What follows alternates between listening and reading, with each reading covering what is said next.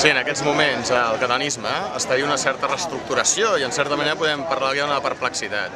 Per una banda, doncs, veiem que existeix una sobiranització del catalanisme, més enllà d'Esquerra Republicana i altres partits, com Convergència o Iniciativa, on hi ha veus sobiranistes entre seu. A més, també trobem que dintre de la societat civil hi ha un rearmament de la definició sobiranista de la mobilització, però també veiem com és bastant complicat crear organitzacions de tipus sobiranista de la societat civil. Hem assistit a la decisió de la Plataforma del Dret a Decidir.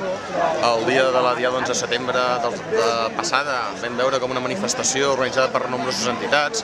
Per tant, hi ha una certa efervescència de la reivindicació, però sembla que no acaben de concretar-se sota quins paràmetres.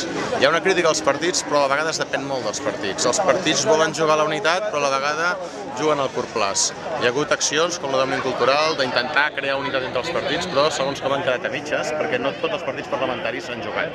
En definitiva, estem en uns moments de canvi i hi ha una part important de la societat civil que ja està dient prou a la situació estatutària.